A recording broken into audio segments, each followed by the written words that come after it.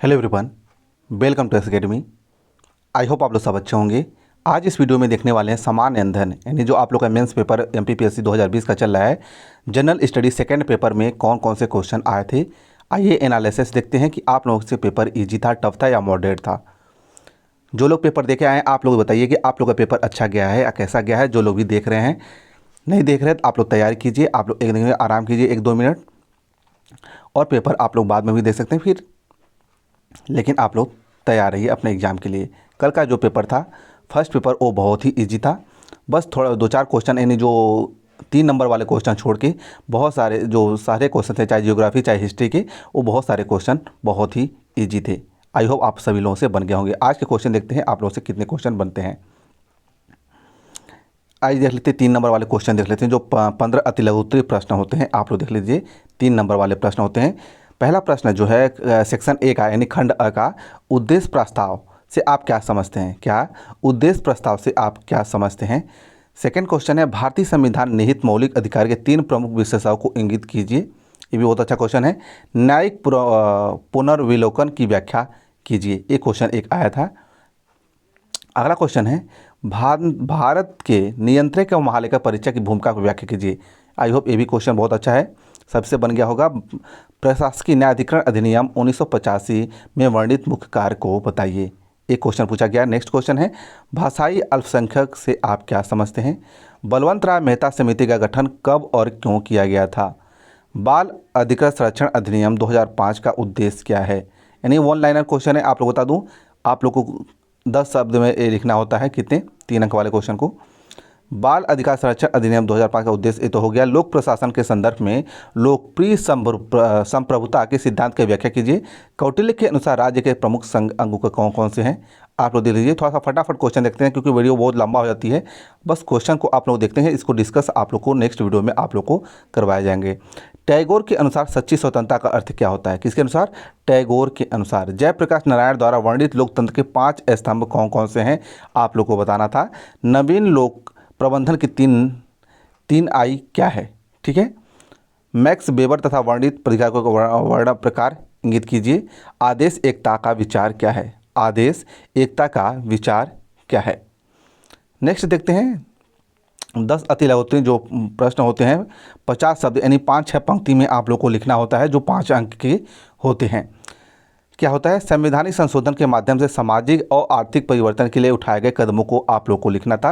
राज्य स्वतंत्रता परिभाषित कीजिए और भारत में राज्य स्वतंत्रता की मांग का उदय का कारण बताइए। नेक्स्ट क्वेश्चन है नीति आयोग के मार्गदर्शक सिद्धांतों का संक्षिप्त विवरण लिखिए। भारतीय चुनाव आयोग के कर्तव्यों और कार्यों को संक्षिप्त विवरण कीजिए। राष्ट्रीय जनजाति आयोग की संरचना और शक्तियों को स्पष्ट कीजिए। यानी आप लोग टू द पॉइंट लिखना होगा। ऐसे क्वेश्चन आए कि आप घुमा फिरा कर नहीं लिख सकते, टू द पॉइंट इसमें क्वेश्चन लिखना पड़ेगा। जो पूछे गए टू द पॉइंट क्वेश्चन पूछेंगे, आप लोग डायरेक्ट आंसर पूछा जा रहा है, इस बात को जरूर ध्यान रखें। जिनसे याद होगा, पॉइंट याद होंगे, वही लिख पाएंगे। न टफ बोल सकते न ईजी बोल सकते हैं पेपर। ये मॉडरेट आप लोग का पेपर आया, आप लोग सभी समझ लीजिए। प्रेस की लोकतंत्र चौथा स्तंभ मान्यता चर्चा कीजिए। देखिए, प्रेस को स्वतंत्रता का चौथा स्तंभ मानता है, इस चर्चा कीजिए। राम मनोहर लोहिया के द्वारा व्यक्ति 4 स्तंभ राज्य की अवधारणा व्याख्या कीजिए। मोहनदास करमचंद गांधी के स्टेटशिप या न्याय स्वाधीनता के सिद्धांत को समझाइए। प्रत्यायोजन की अवधारणा एवं उनके फायदों की चर्चा कीजिए। सत्ता एवं जिम्मेदारी उत्तरदायित्व साथ साथ चलते हैं, टिप्पणी कीजिए। ये क्वेश्चन आप लोग का है। अब आप लोग देखते हैं 5 दीर्घ उत्तरीय प्रश्न जो होते हैं, 2 शब्द आप लोग लिखना होता है, जो आप लोग 11 अंक होते हैं। आइए देख लेते हैं। केंद्र राज्य संबंधों के संदर्भ में प्रशासनिक शक्ति विभाजन की समीक्षा कीजिए। आप लोग बता दो, ये आप लोग का सेक्शन 1 का क्वेश्चन है। उसके अथवा में दिया गया था न्यायिक सक्रियता पर संघ को समालोचनात्मक टिप्पणी कीजिए। 1966 के बाद, किसी बात 1996 के बाद भारत में चुनावी सुधार का प्रकाश डालना था आप लोगों को। मतदाताओं को मतदान व्यवहार को प्रभावित करने के लिए मीडिया में भूमिका को समझाना था। नेक्स्ट क्वेश्चन है भारत में मानव अधिकार संरक्षण में राष्ट्रीय मानवाधिकार आयोग का मूल्यांकन कीजिए। नेक्स्ट क्वेश्चन है अथवा में था जो संवैधानिक लोकतंत्र पर डॉक्टर अम्बेडकर के विचारों को स्पष्ट करना था। बुनियादी संरचना सिद्धांत के विकास और लोकतंत्र के मौजूद करने की इसके पर चर्चा करना था। नेक्स्ट क्वेश्चन है जयप्रकाश नारायण के सर्वोत्तम सिद्धांत की साधारण का मूल्यांकन पर आप लोग को व्याख्या करना था। ये आप लोग 3 नंबर में भी क्वेश्चन एक क्वेश्चन पूछा गया है। लोक प्रशासन विषय के रूप में किस विकास के महत्वपूर्ण चरणों पर चर्चा कीजिए। अस्थायी कार्यपालिका, राजनीतिक कार्यपालिका, दोनों को उपयुक्त धारणाओं के साथ साथ समझाना था। ये आप लोग का 11 नंबर वाले क्वेश्चन हो गए जो 2 शब्दों में लिखा है। सेक्शन बी में आप लोग देख लेते हैं क्वेश्चन, सेक्शन बी वाले क्वेश्चन। वो तो ऊपर वाला पॉलिटी हो गया, आप लोग देख रहे हैं सेक्शन 1 में। सेक्शन बी में देख लीजिए आप लोग 3 नंबर वाले क्वेश्चन में कितने आए थे, जो आप लोग 10 शब्दों में लिखना होता है एक पंक्ति में, ठीक है। कृषक उत्पादक संगठन योजना क्या है? क्या है कृषक उत्पादक संगठन योजना क्या है? खुले बाजार की क्रियाओं से आप क्या समझते हैं? अंतर्राष्ट्रीय मुद्रा केस विशेष आहरण अधिकरण से आप क्या समझते हैं? मुख्यमंत्री किसान कल्याण योजना को समझाइए। मध्य प्रदेश प्रमुख दलहनी फसलें कौन कौन सी हैं? किसान फसलों के मसाला क्षेत्र विस्तार की योजना को सम्मिलित कीजिए। शिक्षा के विषय के रूप में भारतीय संविधान किस अनुसूची और समवर्ती सूची में सम्मिलित की गई है? आप लोगों को समझाना था। किसने कहा था न तो हिंदू न ही हिंदू परंपराओं में स्त्रियों में शिक्षा को हतोत्साहित किया गया है? किसके द्वारा बोला गया था? इसको आप लोगों को समझाना था और लिखना था इसके बारे में। शिक्षा के 3 उद्देश्य लिखना था। शिक्षा के उद्देश्य लिखिए, शिक्षा के कौन कौन उद्देश्य 3 से हैं, आप लोगों को समझाना था। नेक्स्ट है सभ्यता को संस्कृति के समानार्थक किसने माना है? 4 आश्रमों का उल्लेख सर्वप्रथम किस ग्रंथ में मिलता है? आप लोग को लिखना था और उस ग्रंथ का नाम और बताना था आप लोग को। भारतीय समाज पर हिंदू धर्म के कोई 4 प्रभाव लिखे थे। बहुत ही अच्छे क्वेश्चन आए हैं।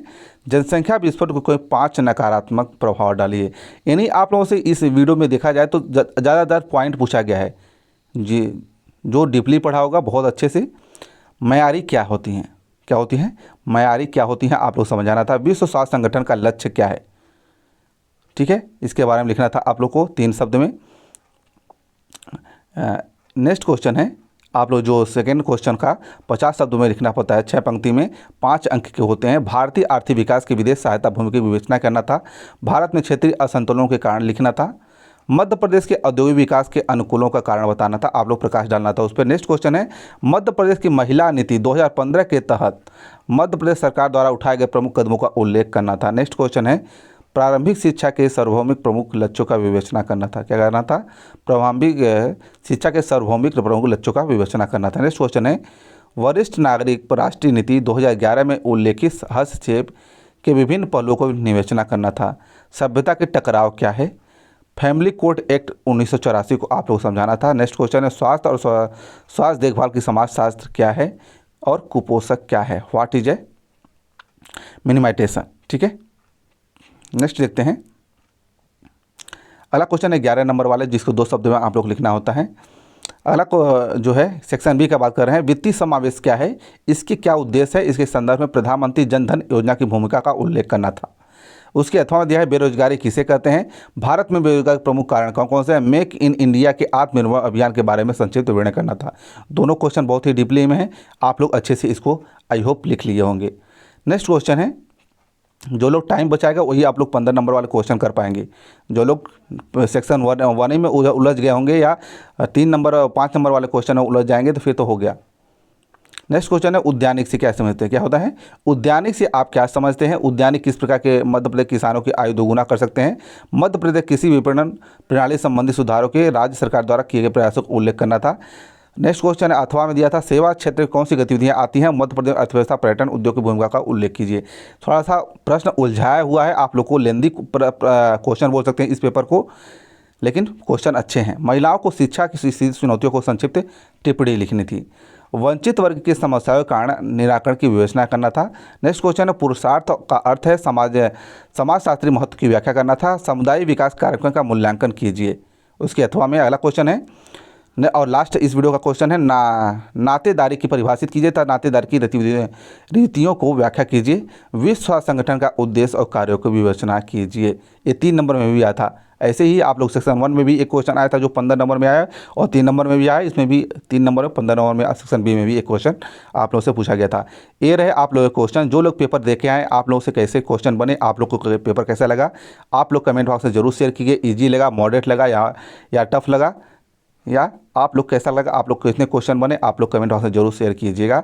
और जो लोग आप लोग पेपर देखने आए हैं, आप लोग तैयारी कर रहे हैं, आप लोग को ये पेपर देखने के बाद कैसा लगा, आप लोग भी कमेंट बॉक्स में जरूर शेयर कीजिएगा। इस पेपर को और डीपली जरूर डिस्कस कीजिएगा। थोड़ा सा आप लोग को पेपर दिखाने के लिए पेपर को यहीं पे एंड करते हैं, ज़्यादा वीडियो लंबी ना हो जाए। ठीक है, धन्यवाद।